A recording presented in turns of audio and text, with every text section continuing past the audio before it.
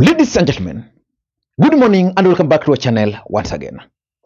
William Ruto's camp is in panic because on the third day of June 2025, Rigathi Gachagua will officially launch his party. And that launch is definitely going to shape the politics of the Republic of Kenya going forward. Let me just read for you what Rigathi Gachagua's party posted yesterday.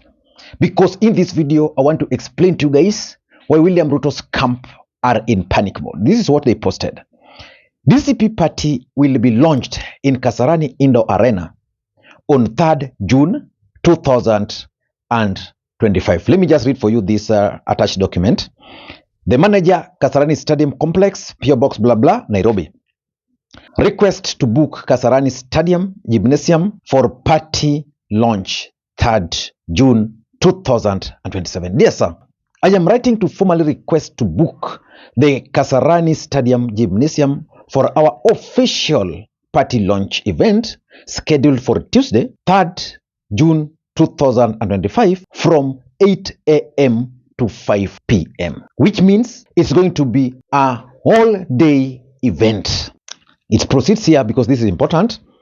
The event is expected to host approximately 5,000 attendees, including party members, supporters, invited guests, and members of the press. We plan to use the facility for speeches, performances, and interactive session aimed at unveiling our vision, manifesto, and leadership to the Kenyan public. We kindly request information on the availability of the venue, on the stated dates, the bookings procedure, and associated cost and requirement. Thank you for considering our request. We look forward to your positive response and are ready to comply with all venue guidelines and payment procedures. Then yesterday, they received feedback, and I'm 100% sure that they've already made the payment. What I'm not so sure about is whether the government will allow that event to go on. Ladies and gentlemen, that particular launch is going to be significant, politically speaking, in the Republic of Kenya. Because you all know that last week, Rigathi Gachagua officially unveiled the party. And most people had assumed that that was the launch. In fact, for me, I was really disappointed on that day. So let us wait and see how the launching will unfold. But in this video, I want us to ask ourselves several questions. Before we do that, in case you're watching this channel for the first time, please take a second or two, click that subscribe button so that next time we produce a video like this, YouTube will automatically notify you. And to the subscribers, I want to continue thanking you guys for your continued support. Because without that support, this channel cannot be where it is. Ladies and gentlemen, I want to dive straight to the point because from here, I'm heading straight to Nyakach and I will be back later. The first question which everybody is asking, will William Ruto's government send goons again to disrupt the event? That is the question. Because clearly, that is William Ruto's government's strategy of dealing with Rigathi Gachagua. Let me just read for you a post by Wahome Thuku, what Wahome Thuku posted regarding this event. Let me just get it. It's here. Confirmed. DCP Party will launch.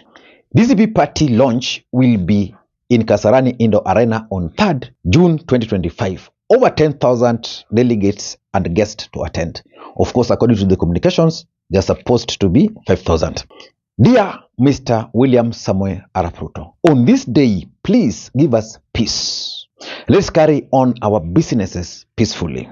Let us carry on our business peacefully. We are only a young new party. Thanks. Which means this is what is expected. And the fact of the matter is that seemingly there is a clear strategy by the government to portray Rigathi Gachagua's events as paid, people to attend, paid. Then after that, they are actually not paid. And then the same people who are not paid then cause the chaos. As a country, we subscribe to the principles of democracy.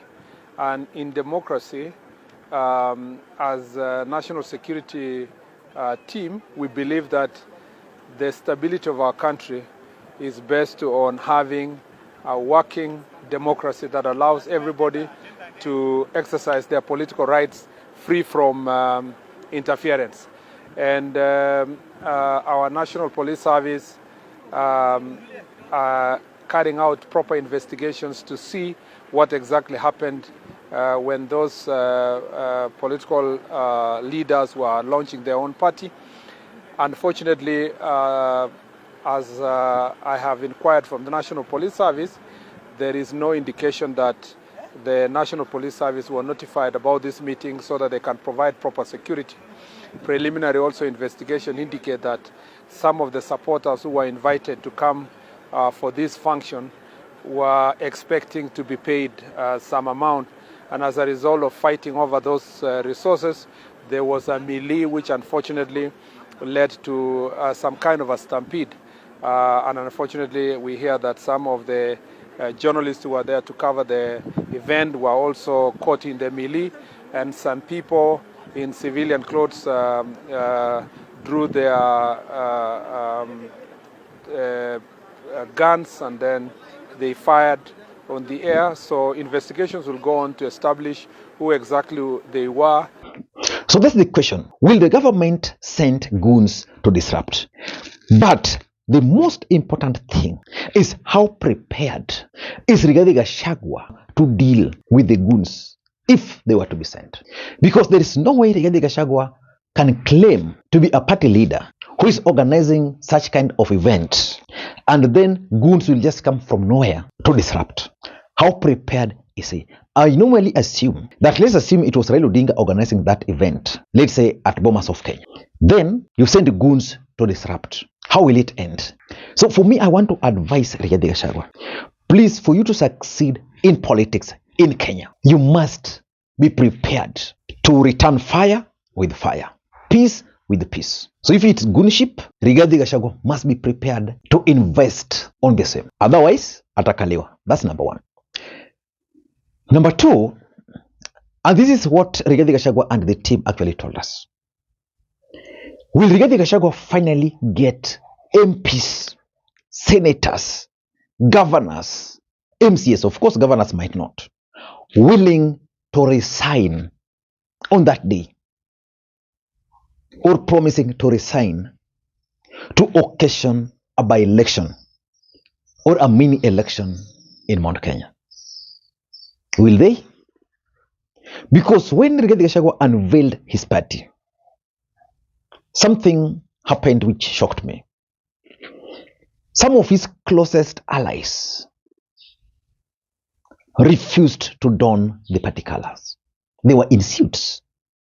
In fact, the other day, Cherargei was actually mocking them on TV. The question is, will Rigathi Gachagua finally get MPs willing to resign? If that were to happen, then Rigathi Gachagua will get opportunity to, number one, stamp his authority in Mount Kenya as kingpin. If those elections or by-elections were to be occasioned, then they go to the electorate, and if he will be able to sweep clean, he will be able to stamp his authority. Number two, it will also help him gain the momentum, because after launching the party, they need to actually test whether the people are with them. They can only do that through the ballot. What propelled William Ruto in Mount Kenya was actually that by-election in Juja, where Moses Kuria's party won, and then they went to Kiambaa, where they also won. And I think there was a third one. For Rigathi Gachagua, he needs a by-election to gain that momentum. And of course, by winning, which is my third point, they'll be able to win the hearts of more aspirants. I'm 100% sure that as at now, there are those who are still waiting in the middle. Are they going to follow William Ruto? Are they going to follow Uhuru? Or is Rigathi Gachagua the party? So by stamping his authority, by winning those seats, Rigathi will be able to win more aspirants. And of course, the most important part of it is that, number four, he will be able to finally kick William Ruto once and for all out of Mount Kenya. If he will not be able to get leaders willing to resign, I can assure you, William Ruto will take him as a joke. So that's a very important aspect. In fact, that is the thing which is really worrying William Ruto and his team. Number 3, and this is important, will Rigathi Gachagua finally declare his bid?